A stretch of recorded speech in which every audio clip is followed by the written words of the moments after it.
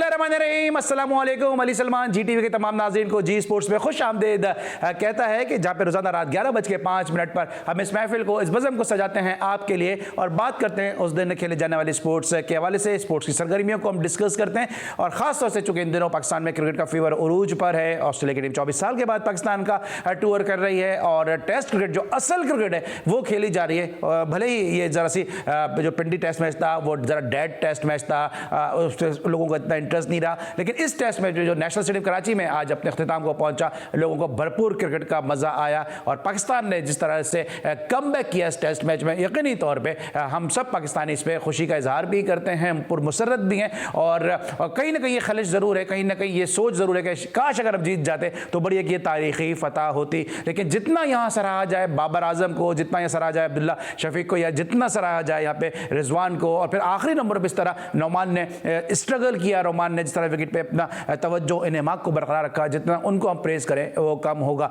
Prime में बहुत सारी बातें करेंगे इस टेस्ट मैच के हवाले से, क्योंकि ऐसे क्रिकेटर हमारे साथ आज बतौर गेस्ट मौजूद हैं कि जिन्होंने पाकिस्तान को सर्व किया, पाकिस्तान क्रिकेट बोर्ड से वाबस्ता रहे और नेशनल स्टेडियम कराची में उन्होंने बहुत क्रिकेट खेली है, कराची से उनका ताल्लुक था, लेकिन इन दिनों इंग्लैंड में मुकीम में बजरिया वीडियो लिंक का उनका प्राइम में शामिल करेंगे। लेकिन सबसे पहले प्राइम का फॉर्मेट, आज की टॉप स्टोरीज। कप्तान बाबर आजम और मोहम्मद रिजवान की सेंचुरीज, ऑस्ट्रेलिया की फतह का ख्वाब चकनाचूर, कराची टेस्ट सनसनीखेज मुकाबले के बाद ड्रॉ। कोशिश होगी कि लाहौर टेस्ट में रिजल्ट मिले, कराची टेस्ट की गलतियों से सबक हासिल करने की कोशिश करेंगे कप्तान बाबर आजम। जो भी बुरी है उससे हम बैठ कर डिस्कशन करेंगे, जो अच्छा है उसको मजीद अच्छा करेंगे, जो गलतियां हैं उसको ओवरकम करेंगे और इंशाल्लाह अगले मैच में कोशिश करेंगे कि मैच जीते। नंबर 1 टीम के खिलाफ 5 सेशन खेलना बड़ी बात है, मोहम्मद रिजवान। 5 सेशन खेलना टेस्ट मैच में और फिर वर्ल्ड नंबर 1 टीम अगेंस्ट खेलना ये बहुत बड़ी बात होती है और मेरे ख्याल से ये वो मैच है जिससे हमारी टीम ने इंशाल्लाह आगे उठना है। कराची टेस्ट पर हमारी गिरफ्त मजबूत थी, कैचेस ड्रॉप होने से सूरत हाल तब्दील हुई, मैच हाथ से निकलने पर अफसोस है। ऑस्ट्रेलियाई कप्तान पैट कमिंस, मैच आखिरी बॉल तक सनसनीखेज था, पाकिस्तान ने अच्छी परफॉर्मेंस दी। सफीर आजम, लास्ट बॉल तक जान में यहाँ तक आई हुई थी, बड़ा स्पाइसी मैच हुआ, बड़ा मज़ेदार टेस्ट। आईसीसी की नई टेस्ट प्लेयर रैंकिंग जारी, बाबर आजम 1 दर्जे तरक्की के साथ 8वें नंबर पर पहुंच गए। इसमें कोई दो राय नहीं, बाबर आजम इस वक्त 3 तर्ज के क्रिकेट के सबसे बेहतरीन बैटर हैं। साबिक कप्तान माइकल वॉन, शाहीन आफरीदी को अपने वर्कलोड के बारे में सोचना चाहिए, उन्हें हर मैच और हर लीग खेलने की जरूरत नहीं। Mohammad Hafeez, Pakistan cup one day tournament में शर्जील खान ने डबल सेंचुरी बनाई। कराची प्रेस क्लब के बाहर खिलाड़ी का एहतजाज, जोन 5 में सिलेक्शन की शफाफ तहकीकात कराई जाए, पीसीबी चेयरमैन रमीज राजा से अंडर 19 खिलाड़ी का मुतालबा।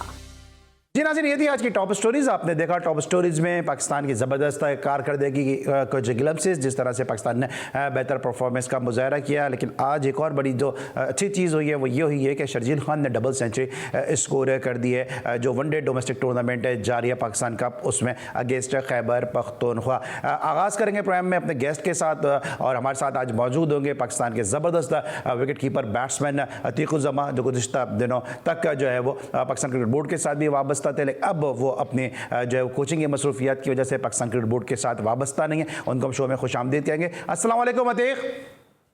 वालेकुम अली भाई, कैसे हैं आप? मैं बिल्कुल ठीक ठाक हूँ अतीक, और इससे पहले कि हम अतीक के साथ गुफ्तगू का आगाज़ करें, ज़रा इस मैच की समरी पे निगाह डालते हैं और फिर यहीं से अतीक के साथ गुफ्तगू का आगाज़ करते हैं कि इस मैच में क्या हुआ। आपके सामने स्क्रीन पे इस वक्त समरी है जनाब कि ऑस्ट्रेलिया ने पहली इनिंग में 556 रन स्कोर किए 9 विकेटों के नुकसान पे, उस्मान ख्वाजा के 160 रन की इनिंग की बदौलत, और जवाब में पाकिस्तान मैच 148 रन बनाने में कामयाब रहा। और उसके बाद ऑस्ट्रेलिया ने 97 में 2 पे इनिंग डिक्लेयर कर दी और यूँ पाकिस्तान की टीम दूसरी इनिंग में 443 रन बनाने में कामयाब हुई 7 विकेटों के नुकसान पे। बाबर आजम की बड़ी जबरदस्त मैराथन इनिंग थी 196 रन की, और बाकी पाकिस्तान इस मैच को ड्रॉ करने में कामयाब हुआ। अतीक, सबसे पहले तो मैं जरा ये जानना चाहूंगा, आपने जिस तरह मैंने प्रोग्राम की इब्तिदा में कहा कि आपने बहुत क्रिकेट खेली है नेशनल स्टेडियम कराची में, लोग इसको कंपेयर कर रहे थे कि पिंडी जैसी डेड विकेट है, तो हमने ये देखा कि पिच में कुछ भी ऐसा नहीं था। बॉलर ने अगर अच्छी बॉलिंग की तो उसका सिला मिला, 148 पे पाकिस्तान को आउट किया। बैट्समैन और बैटर अगर अच्छा खेलने पर आए तो आपने देखा कि कहां से 21 पे 2 आउट थे पाकिस्तान के, और फिर जबरदस्त तरीके से पाकिस्तान वहां से मैच को बचाने में कामयाब हुआ। सबसे पहले पिच के बारे में थोड़ा बताइएगा। देखिए, नेशनल स्टेडियम में जो ट्रेडिशनली पिच होती है ना, पहले दिन थोड़ी सी डिफिकल्ट होती है, सुबह के सेशन में हमेशा डिफिकल्ट होती है। क्योंकि मोस्टली जो होता है पानी दिया जाता है, एक दिन पहले पानी दिया जाता है, उसके बाद थोड़ा सा मॉइस्चर उस पिच के अंदर रह जाता है, और कराची की आबोहवा ऐसी है, उसको खुश करने में थोड़ा सा टाइम लगता है। तो हमेशा जितनी भी मैंने क्रिकेट खेली है ना, जब भी हम लोगों ने नेशनल स्टेडियम में टॉस जीता तो हमेशा फील्डिंग की, मगर ये पिच थोड़ी सी उससे अपोजिट थी। मगर अगर आप देखें तो नेशनल स्टेडियम की जो हिस्ट्री है वो ये है कि वहां पे कभी कभी ऐसे सेशंस आते हैं जिसमें वो बॉलिंग सेशंस होते हैं, जिसमें बॉलर्स को काफी विकेट मिलती है। तो पाकिस्तान मेरे ख्याल से उस सेशन का शिकार हो गया पहली इनिंग में, जहां पे ऑस्ट्रेलिया ने बस आके एक से दो डेढ़ सेशन के अंदर पाकिस्तान की काफी विकेट गिरा दी, जिससे पाकिस्तान की ग्रिप पहली इनिंग में छूट गई थी अपने हाथ से। तो मेरे ख्याल से नेशनल स्टेडियम का wicket one of the best wicket है पाकिस्तान का। पिंडी के मुकाबले में लिटिल बिट डिफरेंट है, क्योंकि इसमें बाउंस का थोड़ा सा फर्क है। पिंडी में ट्रू बाउंस आता है, इसमें थोड़ा सा लो बाउंस भी हो जाता है बॉल। देखा होगा जिस तरह अजहर अली आउट हुए हैं, वो शॉर्ट पिच बॉल थी और काफी नीचे रहा, उन्होंने उनको डक करने की कोशिश की और एलबी हो गए। तो इस तरह की चीजें होती हैं नेशनल स्टेडियम में, मगर इसी चीजों ने ना जो नेशनल स्टेडियम के टेस्ट मैच को बहुत ही इंटरेस्टिंग सिचुएशन में डाल दिया था, और देखने का एक बहुत मजा आया टेस्ट मैच को। अच्छा, लोग ये कहते हैं पाकिस्तान को चौथी इनिंग में बैटिंग करना होगी तो जो उनके स्पिनर लाइन है या शोएब है वो पाकिस्तान के लिए मुश्किलात पैदा करेंगे, लेकिन आपको क्या लगता है कि पाकिस्तान ने इस बैटिंग में क्या अपनी स्ट्रैटेजी में तब्दीली की जिसकी वजह से पाकिस्तान जो है वो इब्तिदा में तो स्ट्रगल किया, पाकिस्तान ने 21 पे 2 हुए, उसके बाद फिर पाकिस्तान मैच में वापस आ गया? मेरे ख्याल से अब्दुल्ला शफीक और बाबर आजम ने जो था जो प्रेशर जो था उसको रिलीज किया काफी, खासतौर पर अब्दुल्ला शफीक ने स्पिनर्स को बहुत अच्छा खेला, और जहां उसको मौका मिलता था आगे निकल के ऊपर से वो खेलते थे, तो उन्होंने प्रेशर नहीं आने दिया। और नेथन लायन ही एक उनके इस तरह के बॉलर थे जो डोमिनेट कर सकते थे इस टेस्ट मैच को, जो पाकिस्तान ने मेरे ख्याल से उन्हीं को टारगेट किया, उन्हीं पे थोड़ा सा अटैक किया, उन पे पॉजिटिव खेला, और जो पॉजिटिविटी थी वो मैं देख सकता हूँ। मैं क्योंकि उस कोचिंग स्टाफ का एक रह चुका हूँ बंदा, कोचिंग स्टाफ का मैं मेंबर था, तो मुझे पता है कि वो पॉजिटिविटी जो क्रिएट हुई है सकलैन मुश्ताक की वजह से, जिसमें पाकिस्तान के प्लेयरों को तो अपने अंदर एक बिलीव आया कि हाँ जी हम खेल सकते हैं इस विकेट में, कोई ऐसी कोई खास चीज नहीं है।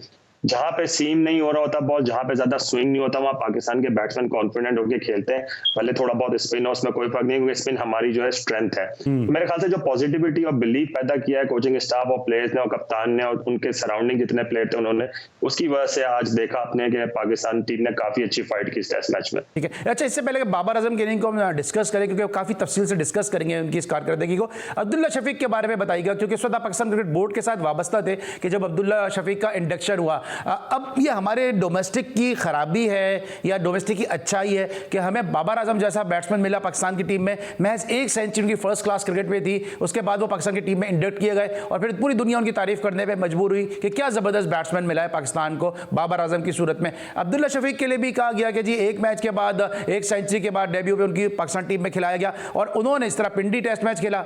ठीक है, चले आप उसको थोड़ा सा उनसे क्रेडिट आप ले सकते हैं, लेकिन बहरहाल फिर भी सेंचुरी होती है। लेकिन जिस तरह आज वो खेले हैं, इस टेस्ट मैच में वो खेले, उन्होंने अपने आप को बड़ा एक साबित किया, प्रूफ किया उन्होंने अपने आप को। देखें, पाकिस्तान की ये हिस्ट्री रही है कि हम ज़्यादातर जो डोमेस्टिक की परफॉर्मेंस होते हैं उसको बहुत ज़्यादा रेट करते हैं, तो हम उसी के बारे में बात करते हैं कि देखें इसने 1000 रन कर दिए तो इसको खेलना चाहिए। देखें, परफॉर्मेंस जो इंटरनेशनल लेवल पे होती है वो जरूरी नहीं है अगर आप डोमेस्टिक में 1000 रन कर आओ तो you will be a successful test player for Pakistan या successful one day player for Pakistan. आपके अंदर दूसरी चीजें भी होनी चाहिए, आपकी टेक्निकल एबिलिटी, आपको बॉल छोड़ना, आपको अटैक करना। जब आप आउटस्विंग को टैकल करते हैं, टेस्ट क्रिकेट में आउटस्विंग बहुत ही वैल्यूएबल बॉल होती है, अगर उसको एक ओपनर अच्छा खेलने लग जाए तो उसकी क्लास जो होती है वो नजर आती है। ऑल्दो कि अब्दुल्ला शफीक इतना एक्सपीरियंस नहीं है, मगर मैं आपको एक मजे की बात बताऊं, मैं इसमें कोई क्रेडिट नहीं लेना चाहता किसी चीज का। अब्दुल्ला शफीक को ने सुई सदर्न गैस का जब मैं कोच था, सुई सदर्न के ट्रायल देने आया था वो इस्लामाबाद में, तो उसामा मीर हमारे लेग स्पिनर होते थे, उन्होंने रेकमेंड किया था, हमें ओपनर्स की जरूरत थी। आपको याद होगा कि डोमेस्टिक सीजन के दौरान पहले ये होता था पाकिस्तान का कोई टूर हो जाता था दुबई में या पाकिस्तान ए का टूर हो जाता था, तो हमारे सारे मोस्टली टीम जो है ना वहां चली जाती थी। तो हमने उसको ट्रायल भी किया, मुझे बड़ा पसंद आया था प्लेयर, क्योंकि टेक्निकली बड़ा साउंड प्लेयर था। मगर क्योंकि आपको पता है कि हमारा डिपार्टमेंट, हमारा पाकिस्तान का कल्चर एक ऐसा है कि अगर आप किसी अननोन प्लेयर को अपनी टीम में लाते हैं तो बहुत बड़ा रिस्क होता है, आपकी जॉब दाव पे लगी हुई होती है और लोगों को कन्विंस करना बड़ा मुश्किल होता है मैनेजमेंट को। तो मैं कन्विंस नहीं कर पाया अपनी मैनेजमेंट को, मगर मुझे पता था कि इस बच्चे के अंदर टैलेंट है। फिर मैंने इसको डोमेस्टिक क्रिकेट में खेलते देखा, जब T20 में इसने पहले मैच में 100 किया, वनडे में पहले मैच में 100 किया, तो ही प्रूव्ड हिज वर्थ। अब देखें, मेरे हिसाब से अगर अब मेरी बात, मेरा अपना व्यू है, मैं गलत भी हो सकता हूँ, मैं सही भी हो सकता हूँ, मैं किसी भी प्लेयर को पिक करने से पहले उसकी दूसरी चीजें भी देखता हूँ, उसकी फिटनेस, उसकी फील्डिंग, उसका एटीट्यूड, उसके जो स्किल है, जैसे ओपनर के लिए जो स्किल होनी चाहिए कि अगर शॉर्ट बॉल पे अच्छा है, अगर 2 बाउंसर होने के बाद वो फ्रंट फुट पे आने की एबिलिटी है उसके पास, तो ये इन चीजों को देखते हुए मुझे लगता था कि अब्दुल्ला शफीक एक बहुत ही सॉलिड पाकिस्तान का ओपनर बन सकता है, और देखें उसने प्रूव किया। अच्छा, जरूरी नहीं है कि मैं 50 फर्स्ट क्लास मैचेस खेल के आऊं और उसके बाद 30-35 मेरे सेंचुरी फर्स्ट क्लास में, फिर ही जाके मैं पाकिस्तान के लिए खेलूं। उसने एक फर्स्ट क्लास या 2 फर्स्ट क्लास खेले, उसके बाद देखें अब जाके रेगुलर रन कर रहा है। अच्छा अतीक, ये बताइएगा कि क्या अब्दुल्ला शफीक की सूरत में हमारा एक एंड से ओपनिंग का मसला हल हुआ? क्योंकि आबिद अली अभी जाहिर सी बात है बीमार है, जिस तरह से उन्होंने इस टेस्ट मैच की मैं बात कर रहा हूँ, इस मसले को रिजॉल्व कर दिया था कि एक ओपनर हमें बड़ा अच्छा मिल गया था टेस्ट मैच के लिहाज से। आपको लगता है कि जब आबिद अली वापस आएंगे और एक तरफ से अब्दुल्ला शफीक होंगे, आबिद अली होंगे, तो टेस्ट मैच की हद तक हमारा ओपनिंग का स्लॉट जो है वो महफूज हो गया? मेरे ख्याल से देखें एक हेल्दी कंपटीशन होना चाहिए पाकिस्तान के पास। देखें इमामुल हक को भी आप अंडर एस्टिमेट नहीं कर सकते। इमामुल हक मेरी नजरिए में मेरे one of the favourite opening batsman है, और मैंने जब भी उनको खेलते देखा वो अच्छा ही खेलते हैं, भले वो नेट हो या डोमेस्टिक हो या कुछ भी हो। मुझे बहुत पसंद है उनकी अप्रोच, टेस्ट क्रिकेट की हो या वनडे क्रिकेट की। तो मेरे ख्याल से पाकिस्तान आबिद के आने के बाद पाकिस्तान टीम के पास एक जबरदस्त एक कॉम्बिनेशन हो जाएगा कि शान मसूद, इमामुल हक, अब्दुल्ला शफीक और आबिद अली 4 अच्छे बैट्समैन होंगे, तो इनके अंदर एक हेल्दी कंपटीशन पैदा होगा। ठीक है, अतीक उज़्ज़मा के साथ गुफ्तगू का सिलसिला जारी रहेगा। हमने डिस्कस किया अब्दुल्ला शफीक को, अब हम थोड़ा बाबर आजम के हवाले से भी बात करेंगे। पाकिस्तान ने जिस अंदाज से इस टेस्ट मैच को ड्रॉ किया, ऑस्ट्रेलियन फील्डिंग में कुछ मिसहैप्स हुए, कुछ कैचेस भी ड्रॉप हुए, जिसने ऑस्ट्रेलिया को इस टेस्ट मैच से जीतने से बाज रखा, उन उमूर को भी डिस्कस करेंगे, लेकिन एक छोटे से ब्रेक के बाद।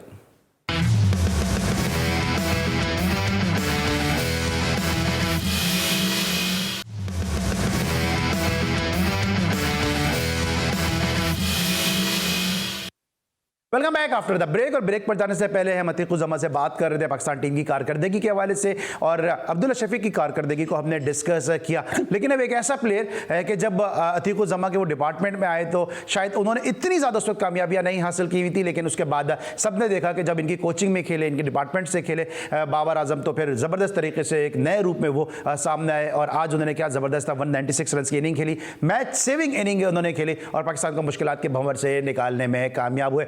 इससे पहले कि अतीक उज़्ज़मा से हम मजीद इस मैच को डिस्कस करें, अपने सेगमेंट की जानिब बढ़ते हैं। Tang refreshing fact. Refreshing facts brought to you by Tang.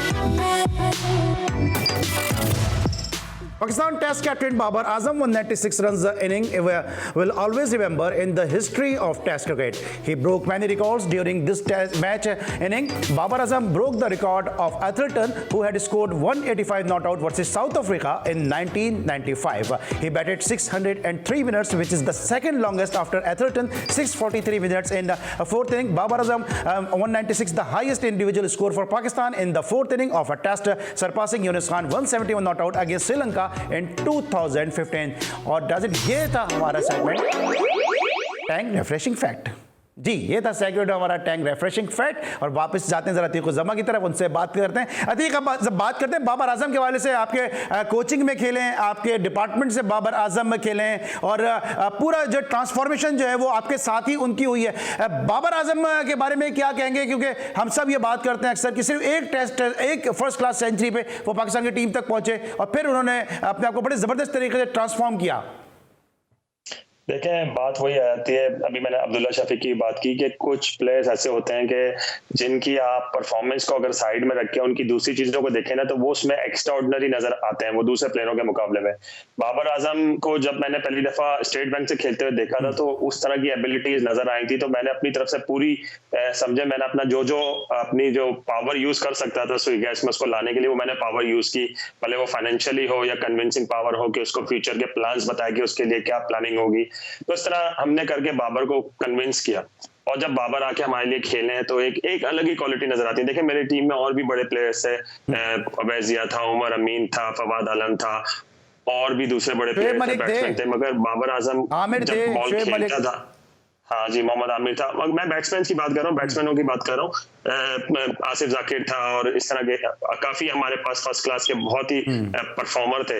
मगर जब बाबर बैटिंग करते थे ना, तो वो he make bowler look very small, मतलब उसके सामने बॉलर नजर नहीं आता था कि वो बैकफुट पे इस तरह की अच्छी गेंदों को पंच मार देता था, फ्रंट फुट पे आधी टांग पे वो पंच मार देता था कवर के दौरान। उसके कट्स बहुत जबरदस्त थे, उसकी रनिंग बिटवीन द विकेट बहुत अच्छी थी, उसके अंदर लीडरशिप स्किल थी कि वो एक जब खेलता था अपने साथ प्लेयर को भी परफॉर्म करवाता था। तो ये चीजें जो बैट्समैन के अंदर होती हैं, एक top quality world class player के अंदर होती हैं, वो उसके अंदर थी।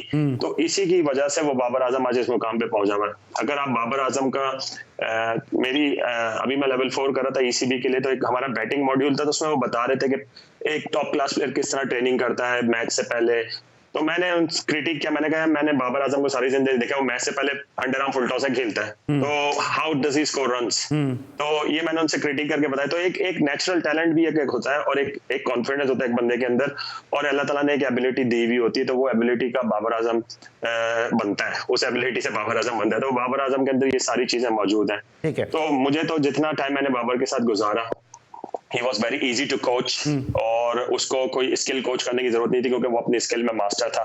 बेसिकली उसको एक गेम प्लान और इसको देना होता था और वो जाके खुद ही एक्सिक्यूट करता था। तो मुझे बहुत एंजॉय किया मैंने बाबर के साथ जितने अरसे भी काम किया।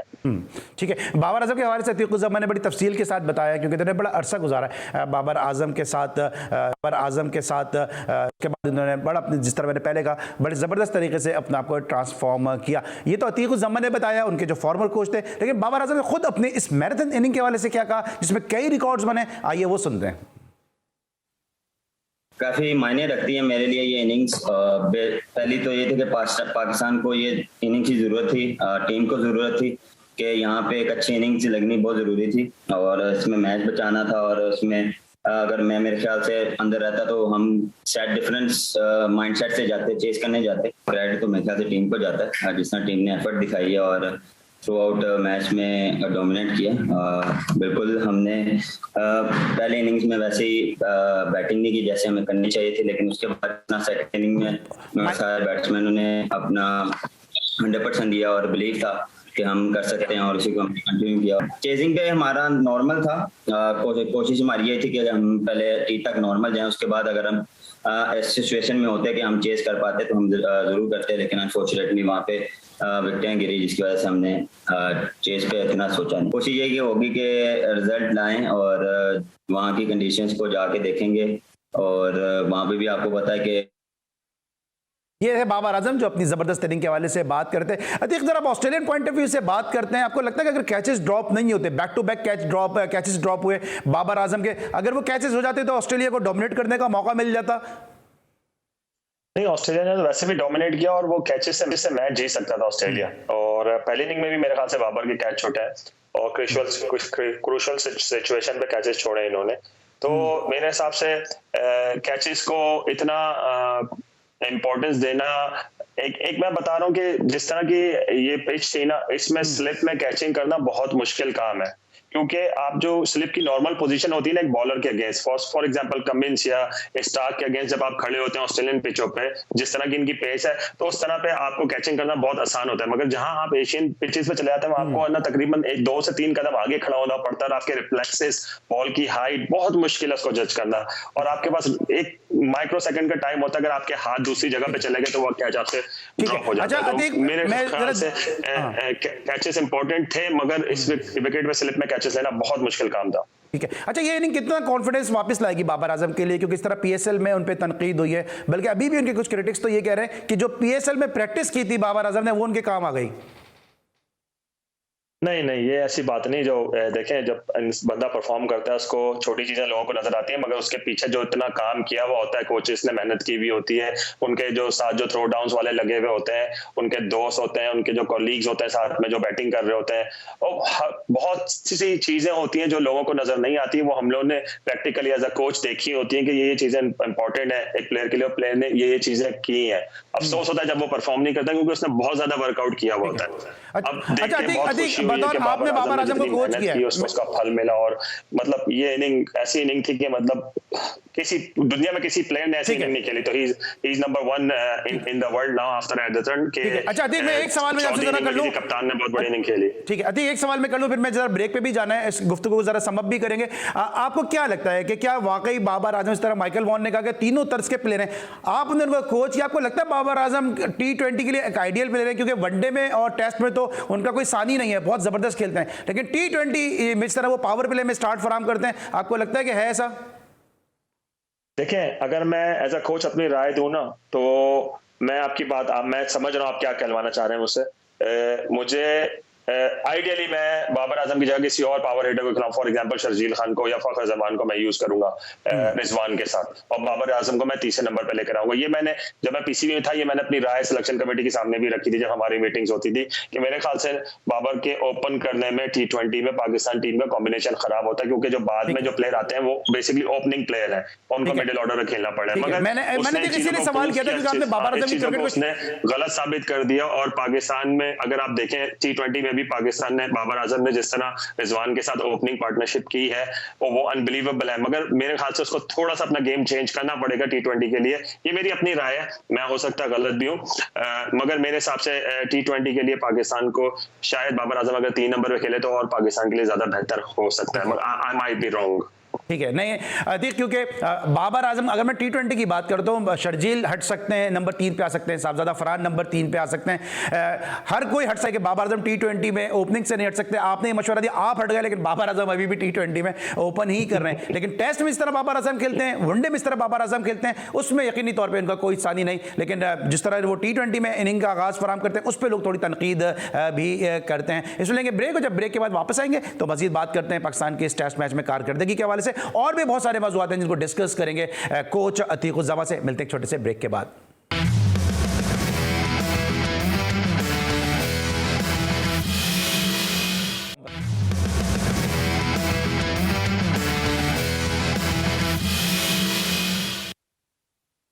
Welcome back after the break. और ब्रेक पर जाने से पहले हम बात करते हैं बाबर आजम के हवाले से, लेकिन पाकिस्तान की आवाम इस टेस्ट मैच को लेके, बाबर आजम की परफॉर्मेंस को लेके क्या कहती है, आइए वो सुनते हैं। लग रहा था आखिरी सेशन में चेस के लिए जाएंगे, लेकिन बाबर के आउट होने के बाद सही किया, ड्रॉ की इंटेंट रखी चेस की, लेकिन ड्रॉ किया। 4th इनिंग्स में ये 172 ओवर सर्वाइव करना आसान बात नहीं है, लेकिन हमने सर्वाइव किए। बाबर आजम ने बिल्कुल भी अच्छा नहीं खेला, क्योंकि उन्हें चाहिए था वो थोड़ा सा ट्राई करते, पाकिस्तान को विन करवा सकते थे मैच, लेकिन उन्होंने बिल्कुल ट्राई नहीं किया, वो सिर्फ अपने लिए खेलें। बहुत ज़बरदस्त खेला बाबर ने, थोड़ा अगर 200 उनकी हो जाती तो बहुत क्राउड आया हुआ था, अच्छा लगता क्राउड को, और टीम थोड़ा सा आगे गेम को कंटिन्यू करके जीत भी सकती थी। बाबर की बैटिंग अच्छी थी, थोड़ा सा अगर और पॉजिटिव इंटेंट इनकी होती तो शायद मैच भी हमारा निकल सकता था। थोड़ा स्लो खेला इन लोगों ने। जितना मैच बना है बाबर आजम की वजह से बना है हमारे पास, लेकिन डिजर्व करता था 200, लेकिन नहीं हो सकती, आखिर में बहुत स्लो हो गया। Unbelievable batting, amazing batting, like I think the Australians are under pressure. अंदर पता चल रहा है कितना प्रेशर, गर्मी से ज़्यादा प्रेशर है बाबर की बैटिंग का। कुछ वक्त ऐसे आते हैं कि जब यानी कि प्लेयर अपना टेम्पर लूज़ कर जाता है। आई थिंक यार उनको जब 95 था ना तो थोड़ा बहुत रुक गए थे। I think at that moment थोड़ा बहुत उनको चाहिए था कि थोड़ा बहुत अपना हाथ खोलें। 200 देखने आया था उनकी डबल सेंचुरी, लेकिन अनफॉर्चुनेटली नहीं हुई, लेकिन जितना मैच को संभाल लिया बड़ी बात है। पाकिस्तान की एक तरह से जीती है, मोरल बहुत हाई होगा थर्ड टेस्ट के लिए, तो होपफुली थर्ड टेस्ट जीतेंगे और सीरीज जीतेंगे। पाकिस्तान जीता है, ये ऑस्ट्रेलिया का हार है। जी नाज़रीन, आपने आवाम की राय सुनी, और छोटे बच्चे ने कहा कि पाकिस्तान टेस्ट मैच ड्रॉ कर गया और ये फिर ऑस्ट्रेलिया की हार है। अतीक, आपने लोगों की गुफ्तगू सुनी है, लोगों का कुछ का ये भी कहना है कि बाबर थोड़ा सा स्लो हो गए, अपने गियर्स को उन्होंने थोड़ा जो है वो रिवर्स गियर में ले गए, शैल में चले गए, थोड़ा पॉजिटिव इंटेंट दिखाते तो उनकी डबल सेंचुरी भी होती है और पाकिस्तानी टेस्ट मैच जीत भी सकता था। As a former international player, as a coach, आपको क्या लगता है बाबर सही शैल में गए या अननेसेसरी शैल में चले गए वो? देखें अली, आप भी बहुत एक्सपीरियंस है क्रिकेट में, और आपको भी पता है कि 4-डे क्रिकेट में जो है आपके सेशंस आते हैं, आपको हर सेशन में डिफरेंट तरीके से खेलना होता है। आप एक ही फ्लो में पूरे दिन बैटिंग नहीं कर सकते, नामुमकिन है, क्योंकि ऑस्ट्रेलियन टीम का जो बॉलिंग अटैक है इस वक्त वर्ल्ड का one of the best bowling attack है, और उसके खिलाफ इतनी रेजिस्ट करना ही बहुत बड़ी बात है। और मैंने किसी टीम को नहीं देखा वो इतनी रेजिस्ट करके इस लेवल पे ले आया कि वो मैच जीतने की पोजीशन पे आ जाए। अगर अब्दुल्ला शफीक आधे से पौन घंटा और बैटिंग कर जाते तो पाकिस्तान ये मैच जीत सकता था। ठीक है, मगर जहां पाकिस्तान ने तीसरे घेर में चौथे घेर में जाने की कोशिश की, वहां पे एक विकेट गिर जाती थी, तो फिर पाकिस्तान को बैकफुट पे आना पड़ता था, क्योंकि उनके पास बहुत ज्यादा ओवर थे। अगर बाबर आजम पॉजिटिविटी के चक्कर में, और पॉजिटिव तो वैसे ही था, नेगेटिव तो वो हुआ ही नहीं, अगर थोड़ा सा और अग्रेसिव खेलने लग जाता, अगर उस वक्त जल्दी आउट हुआ था तो फिर पाकिस्तान ये टेस्ट मैच भी हार सकता था। ठीक है, ये टेस्ट मैच पाकिस्तान हार सकता था। कोई फ्लो नहीं था बाबर की बैटिंग में। अतीकुज़्ज़मा का कहना यह है, लेकिन जो बाबर आजम के भाई हैं सफ़ीर आजम, उन्होंने क्या कहा इस टेस्ट मैच के बारे से, आइए वो सुनते हैं। लास्ट बॉल तक जान में यहाँ तक आई हुई थी। बड़ा स्पाइसी मैच हुआ, बड़ा मज़ेदार। टेस्ट की खूबसूरती यही है। तो माशाल्लाह बहुत अच्छा पाकिस्तान खेला है। अर्ली ऑन 2 विकेटें गिर गई थी। थोड़ा था कि वो अटैक कर रहे थे, पर इनकी अब्दुल्ला शफीक और बाबर भाई की अच्छी पार्टनरशिप लगी तो माशाल्लाह लंबा लेके गए और आज मैच का रिजल्ट देख। ऑब्वियसली मैच तो छोड़ना नहीं ना बिल्कुल भी। लाइव एक बड़ा प्राउड फील होता है कि लाइव मैच देख रहे हैं भाई का, तो अच्छा लगता है। अफसोस इतना नहीं है क्योंकि बेसिकली मैच हमारा ड्रॉ हो गया क्योंकि हम हार रहे थे मैच। तो चलता रहता है क्रिकेट में, कुछ भी नहीं कह सकते, एक बॉल में बंदा आउट हो सकता है। तो 196 भी उन्होंने माशाल्लाह अच्छा किया। बस यही दुआ है कि ऐसे ही परफॉर्मेंस देते रहें और पाकिस्तान को आगे लेते जाएं।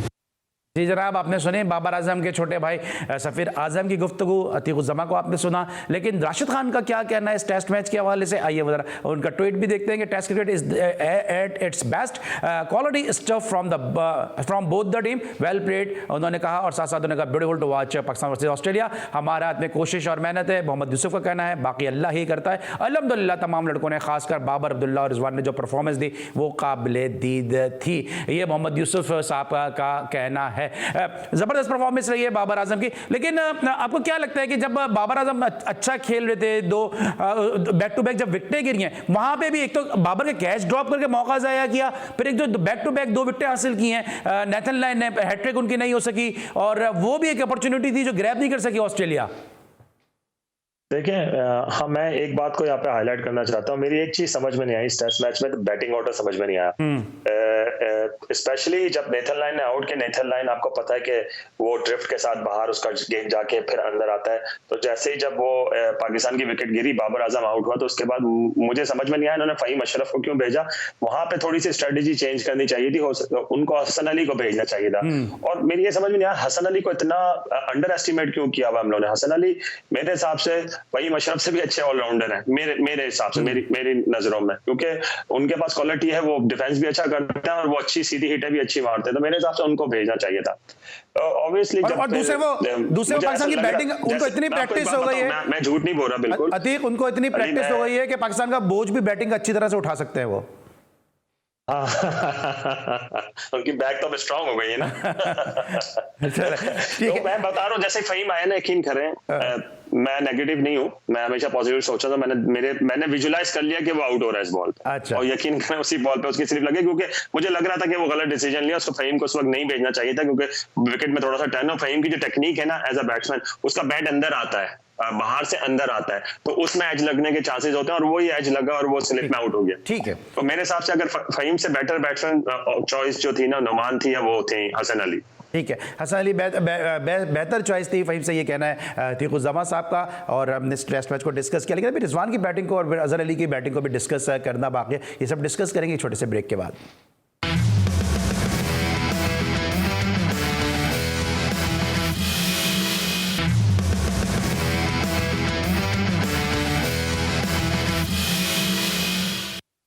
Welcome back after the break. और ब्रेक पर जाने से पहले हम पाकिस्तान की टीम की कारकर्दगी को, बाबर आजम की कारकर्दगी को डिस्कस कर रहे थे। लेकिन रिजवान पाकिस्तान की टीम का एक ऐसा प्लेयर है कि जिसको अगर ना उसके हवाले से बात की जाए, क्योंकि जब जब पाकिस्तान को ज़रूरत पड़ती है तो रिजवान विकेटों के अकब में और विकेटों के सामने आके भी पाकिस्तान के लिए बड़ी ज़बरदस्त परफॉर्मेंस देते हैं। अतीक, बतौर विकेट कीपर आप क्या समझते हैं, रिजवान ने जिस तरह बाबर की हम ट्रांसफॉर्मेशन की बात करते हैं, रिजवान ने इस तरह अपने कैरियर को ट्रांसफॉर्म किया, बैटिंग विकेट कीपिंग दोनों शोबे में, क्या कहेंगे? वर्ल्ड क्लास के, मतलब कोई सानी नहीं है मेरे ख्याल से पाकिस्तान में इस तरह का विकेट कीपर। देखें मोइन भाई का भी बड़ा नाम है, कामरान अकमल का भी बड़ा नाम है, राशिद भाई का भी बड़ा है, मगर मेरे हिसाब से रिजवान का जो नाम लिखा जाएगा ना, लेजेंडरी उसमें लिखा जाएगा कुछ ही सालों के अंदर, क्योंकि वो इतने स्कोर कर देगा और इतनी अच्छी विकेट कीपिंग करेगा और पाकिस्तान का मैच जितवाएगा। मेरे ख्याल से Rizwan will be only one who will have a legend status in Pakistan wicket keeper history. So what do you think? Sarfaraz is over? देखिए किसी का करियर, देखिए मैं क्या सोच सकता हूँ सरफराज के बारे में। अल्लाह ताला के पास जो उसका प्लान होगा वो मेरे से बेटर ही प्लान होगा, मगर सरफराज अपनी मेहनत कर रहा है और अपने आप को दोबारा कमबैक करने की कोशिश कर रहा है, मगर एट द सेम टाइम वो अंडरस्टैंड करता होगा इन चीजों को कि यार कि रिजवान कोई मौका ही नहीं छोड़ा किसी चीज का कि जहां से सरफराज की जगह अंदर बने, मगर सरफराज टीम के साथ है, उसका एक्सपीरियंस टीम के साथ चल रहा है। ये मेरे ख्याल से उसके लिए काफी फख्र की बात होगी कि मगर रिजवान की जिस तरह की परफॉर्मेंस है मुझे नहीं लगता कि रिजवान का कोई बैड टाइम आने वाला है, क्योंकि वो PSL हो या कोई डोमेस्टिक टूर्नामेंट हो, जब भी कोई KPK का या पाकिस्तान का स्कोर कार्ड होता है, रिजवान के रन्स लगे होते हैं उसमें। ठीक है, अच्छा ये अति क्विकली मुझे बता दिएगा, बतौर विकेट कीपर आपने काम किया डोमेस्टिक में, क्या लगता है नेमुल बदल तो शायद नहीं बल्कि मुतबादिल क्या हो सकता है रिजवान का? रोहिल नज़ीर अच्छे विकेट कीपर हैं आपके दानिश में, हुरैरा टेक्निकली अच्छे विकेट कीपर हैं, या अभी बलूचिस्तान के जो अब्दुल हसीम है वो अच्छे विकेट कीपर है, मोहम्मद हसन, सैफुल्लाह बंगश, कौन से आपकी नज़र में जो दो तीन बेस्ट विकेट कीपर हैं? देखिए हुरैरा कीपर नहीं है, मैं आपको बात को थोड़ा सा वो कर दूं, पार्ट टाइम है बाहर, लेकिन करवाते तो है ना। अभी जो पाकिस्तान के पास विकेट कीपर है रोहिल नज़ीर, मोहम्मद हारिस, सैफ बंगश और हसीबुल्लाह, अभी विकेट कीपिंग में काफी वीक है, मगर उसके बैटिंग में बहुत आला परफॉर्मेंस है, उसके चांसेस हैं कि वो आगे बन सकता है। मगर हारिस और रोहिल और सैफुल्लाह बंगश जो है तीनों तैयार विकेट कीपर्स हैं, जिसमें हारिस और रोहिल की जो परफॉर्मेंस है, अभी आप कह रहे हैं हारिस जो है वो विकेट कीपर नहीं है, जेन्युइन कौन हारिस की अभी आप कह रहे हैं कि विकेट कीपर नहीं है? नहीं, मैं हसीबुल्लाह की बात कर रहा हूँ, मैं हसीबुल्लाह की बात कर रहा हूँ, जो अभी डोमेस्टिक पाकिस्तान अंडर 19 भी खेले हुए, वर्ल्ड कप खेल कर आए हैं, और अभी डोमेस्टिक में बलूचिस्तान के लिए उन्होंने 2 सेंचुरियां की हैं, और बैटिंग में उनका कोई सा नहीं है, मगर विकेट कीपिंग में अभी बहुत से फ्लॉज हैं, बहुत काम करने की जरूरत है उन पर। ठीक है। अच्छा, अब आपने विकेट कीपिंग की हम बात कर रहे हैं, अब वसीम बारी साहब को एज ए कंसल्टेंट रखा गया है, फैसला किस तरह देख रहे हैं? ये मेरे ख्याल से देखें बायस फैसला है, मगर मेरे ख्याल से शायद उनका जो कॉन्ट्रैक्ट है ना, जहां तक मैंने सुना है वो 2 महीने में खत्म होने वाला है, तो ऑब्वियसली इतने बड़े लेजेंड है पाकिस्तान के और बहुत बड़ा नाम है वसीम बारी साहब का, तो शाहिद महबूब साहब ने ज्वाइन किया नेशनल हाई परफॉर्मेंस सेंटर को होगा तो वो किया है मेरे ख्याल से, ठीक है, कोई ऐसी बात नहीं है, हमारे बहुत बड़े नाम वाले प्लेयर है, मगर मुझे लगता है कि फ्यूचर में कोई यंग कंसल्टेंट लेकर आएंगे। ठीक है, जरा हम T10 खेलेंगे आपके साथ। शाहिद महबूब ने ज्वाइन किया है नेशनल हाई परफॉर्मेंस सेंटर को, आपने इंग्लैंड में उनको देखा होगा, ये फैसला कैसा देख रहे हैं? क्योंकि लोग ये कहते हैं कि बड़े हाई क्वालिफाइड कोच है और पाकिस्तान क्रिकेट को, कराची क्रिकेट को बिल्कुल से ज्यादा फायदा देंगे वो। देखें जरूर बहुत एक्सपीरियंस है, और जितने भी कोचेस यहाँ पे इंग्लैंड से कोचिंग कोर्सेज करके गए, उनके ट्यूटर शाहिद भाई खुद रहते थे, और शाहिद भाई का एक्सपीरियंस है, अभी कतर की टीम के भी हेड थे वो 2 साल, तो वहां पे भी काम किया, इंग्लैंड में काउंटी के लिए काफी काम किया, सेसर रहे, कोचेस हैं, तो मेरे ख्याल से अच्छी अपॉइंटमेंट है, और क्वालिफाइड कोच है, वो पाकिस्तान के लेवल 3 कोचेस में से वन के उन्होंने बहुत पहले लेवल 3 किया था, तो मेरे ख्याल से सबको आपने बारी दी है, वो भी डिजर्व करते हैं, और वो बिल्कुल राइट चैनल के थ्रू आए हैं, जिन्होंने जॉब को अप्लाई किया, फिर इंटरव्यू में इंप्रेस किया और आए हैं, उनके कोई मतलब मैं तो जानता हूं, मेरे पड़ोसी भी हैं यहाँ पे इंग्लैंड में, बोल्टन में हम लोग एक साथ ही रहते हैं, आपने बताया भी होगा ना फिर पाकिस्तान में कैसे चलना है, मेरे हिसाब से बहुत अच्छा अपॉइंटमेंट। मुझे जरा बता देगा, आपने बता दिया उनको कि पाकिस्तान में चलना कैसे है? नहीं, उनको पता है, वो बहुत सीनियर प्लेयर है, उन्होंने पाकिस्तान में बड़े बड़े प्लेयरों की कप्तानी की है, लीडर रहे हैं, और अलाइड बैंक के कप्तान होते थे, और काफी बड़े बड़े प्लेयर उनके अंडर खेले, नदीम भाई वगैरह सब उनके अंडर कराची में खेले, तो उनको मेरे से ज्यादा पता है, मैं उनको क्या बताऊंगा, मगर उनको थोड़ी बहुत एडवाइस जरूर दी है वो मैंने अपनी तरफ से। अब जो शर्जील ने डबल सेंचुरी की है डोमेस्टिक में, आपको लगता है कि शर्जील के कोई कमबैक के चांसेस हैं? वरना तो जो फिक्सिंग के हवाले से, स्पॉट फिक्सिंग के हवाले से रमीज राजा साहब की 0 टॉलरेंस पॉलिसी है, तो ये डबल सेंचुरियां उनकी रह गई जाएंगी? देखें शर्जील बहुत बड़ा परफॉर्मर है और बहुत ही क्लास ओपनिंग बैट्समैन है वाइट बॉल क्रिकेट का, मगर उसका जो सब में जो मेन एरिया जहां उसको इंप्रूव करना है, उसको अपनी फिटनेस और अपनी फील्डिंग को इंप्रूव करना, अगर इन 2 चीजों को वो इंप्रूव नहीं करेगा तो सिर्फ बैटिंग की थ्रू मुश्किल लगता है मुझे कि वो कमबैक कर पाए। लेकिन रमीज राजा साहब को आप जानते हैं, 1-2 सेंचुरियां और करी है, ऑब्वियसली इसका नाम कंटेंशन में होगा, और नाम कंटेंशन में था इससे पहले भी, मगर इसको ये चीजें मेरे ख्याल से इंप्रूव करनी पड़ेंगी। ठीक है, लेकिन ऐसा लगता है कि जो उनकी राह में रुकावट है वो रमीज राजा साहब की 0 टॉलरेंस पॉलिसी है अगेंस्ट फिक्सिंग और करप्शन, क्योंकि मेरे ही शो में उन्होंने कहा था कि जो प्लेयर इन्वॉल्व रहे उनके कटआउट भी स्टेडियम के बाहर नहीं लगाना चाहिए, उनको मार्केटिंग में भी यूज नहीं करना चाहिए। शायद ये एक राह में उनकी जो दीवार है वो हाइल हो रही है, वरना परफॉर्मेंस तो उनकी यकीनी तौर पर ढकी छुपी बात नहीं है। अतीक, आप पाकिस्तान की वीमेंस क्रिकेट के साथ भी मुंसलिक रहे, आखिर मसला क्या है पाकिस्तान की खवातीन क्रिकेट टीम का? क्योंकि वहां पर आपने इंग्लैंड में भी आप जो है वीमेंस को कोच करते रहे और काफी प्लेयर्स आपने वहां पर प्रोड्यूस भी किए हैं, क्या कहेंगे पाकिस्तान वीमेंस क्रिकेट के हवाले से? मेरे ख्याल से पाकिस्तान वुमेन्स क्रिकेट के साथ एक स्पोर्ट्स साइकोलॉजिस्ट होना चाहिए हमेशा, क्योंकि मैं बहुत पाकिस्तान क्रिकेट वुमेन्स टीम को रेड करता हूँ, क्योंकि उनके पास बहुत ही क्वालिटी प्लेयर्स हैं। दूसरी टीमों को अगर आप कंपेयर करें, खासतौर पे एशिया की श्रीलंका, बांग्लादेश हो गई या वेस्ट इंडीज हो गई और साउथ अफ्रीका, ये पाकिस्तान की जो वुमेन्स टीम है इनके करीब ही है, मगर ये क्लोज जाके मैच हार जाती है। बहुत सी अगर आप इससे पिछला वाला वर्ल्ड कप भी उठा लें, उसमें भी ऐसा ही हुआ कि 3-4 जीते हुए मैच हार गई। इस वर्ल्ड कप में भी 2-3 मैच क्लोज जाके पाकिस्तान टीम मैच हार गई है। और पाकिस्तान मेरे ख्याल से मेंटली थोड़ा सा इशू है, इनके प्रेशर हैंडल नहीं कर पाती लड़कियां, मगर कोचिंग का से कोई ताल्लुक नहीं। मेरे ख्याल से पाकिस्तान वुमेन्स टीम के इस वक्त जो कोच हैं David ham, one of the best coach I work with, और मेरे ख्याल से कोचिंग का इतना वो नहीं है उसमें, मगर यही हमारी टीम का एक जो फैसिलिटीज है ना, स्टाफ फैसिलिटीज वो बहुत कम है, कोचिंग स्टाफ बहुत छोटा है, कोचेस हमेशा चेंज हो जाते हैं, अतीक ये बताइएगा कि अब अगर आप जाहिर साहब सेटअप में पाकिस्तान क्रिकेट बोर्ड का आप हिस्सा नहीं है, अगर अब दोबारा कोई आपको ऑफर मिलती है जो आपका बड़ा तल्ख एक तजुर्बा रहा है, क्या उसके बाद आप पाकिस्तान के क्रिकेट बोर्ड पे वापस आएंगे मुल्क की खातिर, कौम की खातिर? और जो कहते हैं ना एक वो बड़ा रटा रटाया जुमला है, मुल्क और कौम के वसीतर मफाद में, क्या आप वापस आएंगे, या आपको कोई इंग्लैंड में अगर कोई ऑफर मिलती है तो आप वहां पर आप जो है वो कैरियर को अपने प्रोलॉन्ग करेंगे, परसू करेंगे?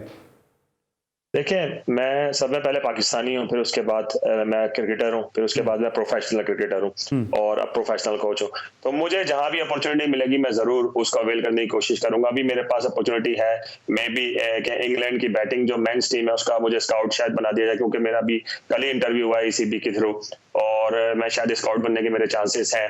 अभी मुझे 1-2 दिन में पता चल जाएगा, मगर पाकिस्तान के लिए मैंने हमेशा अपना दरवाजा खुला छोड़ा है। अभी भी जो मैं पाकिस्तान को रिजाइन कर आया हूँ उसकी 2-3 वजूहत मैंने आपको बताई, वो वजूहत अगर सही होती उस वक्त तो मैं नहीं छोड़ता, और मैं अपनी फैमिली का सैक्रिफाइस करके पाकिस्तान में रह के अगर मुझे वही चीजें मैं नहीं कर पाऊँ तो वो मेरे लिए फिर कोई फायदा नहीं है। मैं जरूर आऊंगा, और मगर मैं इस दफा टर्म्स एंड कंडीशंस में आऊंगा, और जॉब रिस्ट्रिक्शन जो होगी ना मेरी वो बिल्कुल क्लियरली आइडेंटिफाई होगी, तब मैं आऊंगा, मैं ऐसे ही आंख बंद करके नहीं आ जाऊंगा। ठीक है, अच्छा आखिरी सवाल है, अभी लाहौर कलंदर ने इवेंट जीता, लेकिन थोड़ा मजा जब किरकिरा हुआ जब कामरान गुलाम को हारिस रऊफ ने थप्पड़ मारा। ये क्या थप्पड़ मारना चाहिए किसी के सामने किसी को? यार अली भाई देखें, ये लोग बड़े अच्छे दोस्त हैं। मेरा सवाल दोबारा सुन लें, नहीं पता कि हारिस किस कॉन्टेस्ट में उसको थप्पड़ मारा। कभी कभी हम लोग भी ऐसे ही करते थे, मतलब दोस्ती में आके ना जैसे गुस्से में होता था, यार साले तूने क्या छोड़ दिया, इस तरह करके ना इस सेंस में हम थप्पड़ मारते थे। मतलब इस सेंस पे नहीं मारते थे कि यार कि सीरियस थप्पड़ मार दिया, कि जैसे किसी ने ना अपने बदतमीजी अपने बाप के साथ या किसी के साथ कर दी और आपको थप्पड़ पड़ जाता है, इस तरह का मेरे ख्याल से थप्पड़ नहीं था। मगर ये जब आप एक प्रो प्लेयर बन जाते हैं, और खासतौर पे आज का जमाना जिसमें सोशल मीडिया की पावर इतनी बड़ी है, आपको इन चीजों को, इन एक्शंस को गुरेज करना चाहिए, और हर एक्शन से पहले आपको सोचना चाहिए यार कि आपको दुनिया देखेगी और दुनिया उसका क्या मतलब निकालेगी। मैं वाइंड अप की जानिब जा रहा हूं। जिस आखिरी मेरा आपसे सवाल है, आपने कहा कि दोस्ती में मार देते हैं थप्पड़, तो क्या अगर कोई कोच अपने पुराने किसी खिलाड़ी को थप्पड़ मार दे किसी के सामने? अली भाई देखें, आप मेरे ख्याल में डक कर रहे हैं मेरे बाउंसरों को, हर चीज की एक वजह, आप मेरे बाउंसर्स को डक कर रहे हैं। सिचुएशन होती है हर चीज की, एक है ना स्टोरी चल रही होती है उस वक्त, क्या थीम थी उस सिचुएशन पे, उसने हारिस ने क्या समझ।